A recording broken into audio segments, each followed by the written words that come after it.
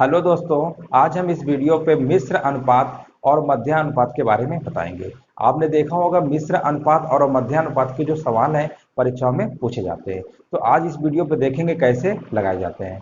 देखिए, पहले देखते हैं मिश्र अनुपात का सवाल लिखा हुआ है 2:3 कामा 6:11 तथा 11:2 का मिश्र अनुपात क्या होगा। देखिए दोस्तों, कैसे इसको लगाएंगे। लिखा हुआ है हमारा 2:3 और इसके बाद लिखा हुआ है 6:11 और जो तीसरा हमारा लिखा हुआ है रेशियो 11:2। ठीक है, इसका पूछा गया है मिश्र अनुपात क्या होगा। मिश्र अनुपात में देखिए बहुत सारे स्टूडेंट कंफ्यूज हो जाते हैं, जैसे मध्यानुपात है, तृतीयानुपात है या चतुर्थानुपात है, वो निकाल लेते हैं। लेकिन मिश्र अनुपात के सवाल किसी किसी बुक में है और किसी किसी बुक में नहीं दिया हुआ है, लेकिन परीक्षाओं में जब आ जाते हैं तो बहुत लोग नहीं कर पाते हैं। देखिए दोस्तों, कैसे करेंगे, बहुत आसान होता है। जैसे ये पहला टर्म हमारा लिखा हुआ है रेशियो में 2:3, ये लिखा हुआ है 6:11 और ये लिखा हुआ है 11:2। इसका जो पहला नंबर है अनुपात, जो पहला वाला दिया है ना 2:3, इसका जो पहला वाला नंबर है और इसका जो पहला वाला है और इसका जो पहला वाला है, इन सबका मल्टीप्लाई कर देंगे। अब यहाँ से देखिए दूसरे नंबर पे ये है और दूसरे पे ये है और दूसरे पे ये है, यानी सेकेंड नंबर में जो है उनका आपस में मल्टीप्लाई कर देंगे। 3 × 11 × 2, बस इतना आपको करना है। शुरुआत के जितने भी नंबर होंगे उनका आपस में मल्टीप्लाई करके रेशियो, और जो बाद में नंबर लिखा होगा उनका मल्टीप्लाई कर देंगे।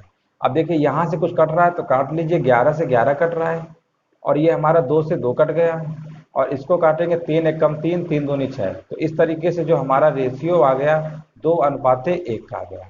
बस आपको ऐसे करना है। मिश्र अनुपात के सवालों में आपको ऐसे लगाना है, बहुत आसान है। बस मल्टीप्लाई कर लीजिएगा और इधर कर लीजिएगा, जो कटे काट दीजिएगा। सिंप्लीफाई जितना होगा वही हमारा क्या होगा, मिश्र अनुपात। हमेशा याद रखिएगा, जब भी हम अनुपात के सवाल लगाते हैं तो उसका जो सिंपलेस्ट फॉर्म होता है, सिंपलेस्ट का मतलब होता है उसको सिंप्लीफाई कर लेते हैं, वही हमारा एक्चुअल में रेशियो माना जाता है। ठीक है, अब चलिए देखते हैं दोस्तों मध्यानुपात के सवाल हमारे कैसे बनते हैं, उनको भी अच्छे से समझ लेते हैं।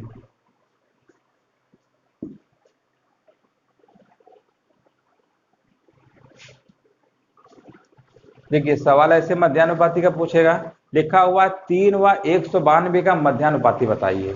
3 व 192 का मध्यानुपाती हमको बताना है। दोस्तों याद रखिएगा, जब भी मध्यानुपाती पूछेगा तो हमें कम से कम 2 नंबर जरूर देगा, ठीक है ना। तो मध्यानुपाती जब भी निकालेंगे, जैसे मान लेते दो अगर नंबर ए और बी है और अगर इसका मध्यानुपाती निकालना है, अगर इसका मध्यानुपाती निकालना है तो सीधे याद रखिए रूट ए बी होता है। मतलब इन दोनों का मल्टीप्लाई कर लेंगे और अंडर रूट ले लेंगे। रूट तो निकालना जानते ही होंगे, जैसे 16 का हम बोलते हैं रूट हमारा क्या होता है, 4 होता है। 25 का हमारा क्या होता है, 5। इसी तरीके से जब भी मध्यानुपाती बोलेगा तो 2 नंबर देगा, उन दोनों का मल्टीप्लाई करके अंडर रूट ले लीजिएगा, सीधे हमारा आंसर निकाल आएगा। अब देखिए यहाँ पर लिखा हुआ है मध्यानुपाती 3 192 का पूछा गया है, तो हम क्या करेंगे, यहाँ 3 लिख देंगे और यहाँ लिखेंगे 192। जब इसका मल्टीप्लाई करेंगे तो हमारे कितना आ जाएगा, 3 दूनी 6, 3 27 और 3 एकम 3, 3 एकम 3 और 3 क्या होता है 6, सॉरी 2 आएगा, हासिल 2 आएगा ना, 576। ठीक है, तो इस तरीके से हमारा आ गया अंडर रूट 576। अब देखिए 576 हमारा वर्गमूल किसका होता है, 24 का होता है। किसका होता है, ये 24 का होता है। तो इस तरीके से हम आंसर बता सकते हैं। चलिए अगला सवाल देखते हैं। लिखा हुआ है 2 और 54 के बीच 2 मध्यानुपाती ज्ञात कीजिए। अब देखो इस सवाल में इन्होंने क्या किया, 2 मध्यानुपाती करके घुमा दिया है। क्योंकि देखिए जब भी सवाल अगर ऐसा पूछता है 2 मध्यानुपाती बताइए, तो इसका मतलब जो भी नंबर दिया होगा उसका जो है वर्गमूल नहीं निकलेगा, ठीक है ना। जब वर्गमूल पूरा पूरा नहीं निकलता है तो इस तरीके से लैंग्वेज में पूछेगा। अब देखिए यहाँ पर लिखा हुआ 2 और 54 का, 2 और 54 का निकला पूछा गया है। अगर इसका मल्टीप्लाई करेंगे और रूट अगर लेंगे तो देखिए यहाँ पर अगर 2 गुणे क्या लिखेंगे, 54 लिखेंगे। और हमको पता है जब इसका मल्टीप्लाई करेंगे तो कितना आएगा, 2 गुणे 4 करेंगे, 2 चौको 8 होगा और 2 पंचे 10। ये हमारा कितना आ गया, 108। ठीक है, 108 आ गया। और क्वेश्चन में पूछा गया है कि 2 मध्यानुपाती बताइए, तो हमें एक ऐसा ऑप्शन देखना है जो 2 ऑप्शन जो नंबर दिए हुए हैं उन दोनों का मल्टीप्लाई करने पर 108 आना चाहिए। इसको ऑप्शन चेक करेंगे। पहला ऑप्शन देखिए 108 तो हमारा किसी संख्या का वर्गमूल होता नहीं है पूरा पूरा, तो हम ऑप्शन चेक करेंगे। ऑप्शन में देखिए 6 और 18 लिखा हुआ है। 6 और 18 का जब हम मल्टीप्लाई कर देंगे तो हमारा कितना आएगा, 108 आएगा। कितना आएगा, 108। और किसी ऑप्शन से नहीं आएगा। दूसरा ऑप्शन देखिए लिखा हुआ है 6 और 12 मल्टीप्लाई करेंगे 72 होगा, आएगा ही नहीं। 12 गुणे 18 करोगे ये भी नहीं आएगा। 6 गुणे 9 करोगे 54। तो इस तरीके से जब भी सवाल पूछता है ना कि दो मध्यानुपात बताइए, तो इनका प्रोडक्ट कर लिया करिए। प्रोडक्ट करने के बाद फिर ऑप्शन से मिलाएंगे। ऑप्शन में ऐसे दो नंबर देखना कि जिनका मल्टीप्लाई करने पर अगर 108 आ गया, वही हमारा ऑप्शन क्या होगा, सही होगा। तो इस तरीके से भी प्रश्न पूछे जा सकते हैं घुमाकर। ये भी परीक्षा में पूछा गया था, एसएससी सीजीएल 2014 में प्रश्न आया था। चलिए दोस्तों एक सवाल और देख लेते हैं ताकि हमारा और अच्छे से मध्यानुपात का कॉन्सेप्ट क्लियर हो जाए।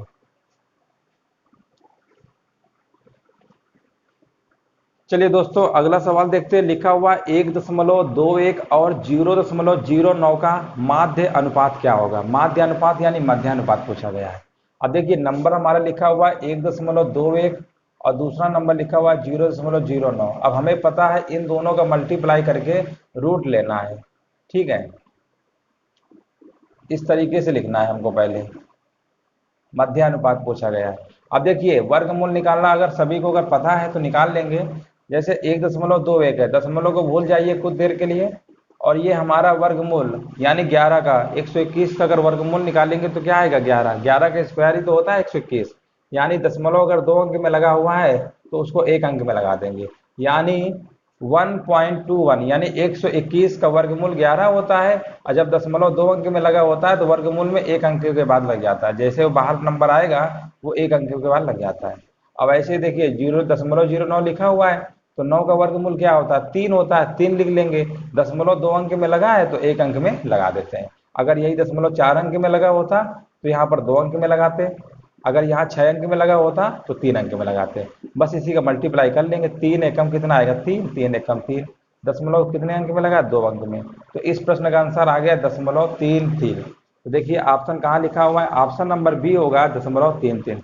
तो दोस्तों आज हमने आपको बताया मिश्र अनुपात और मध्यानुपात। इसके बाद जो वीडियो होगा नेक्स्ट उसमें हम बताएंगे तृतीयानुपात और चतुर्थानुपात कैसे निकाला जाता है। अगर दोस्तों वीडियो अगर अच्छा लगा हो तो सभी लोग चैनल को सब्सक्राइब करके बेल आइकन प्रेस कर दें ताकि वीडियो का अपडेट आप तक आता रहे। और वीडियो को लाइक और शेयर करना भी मत भूलिएगा।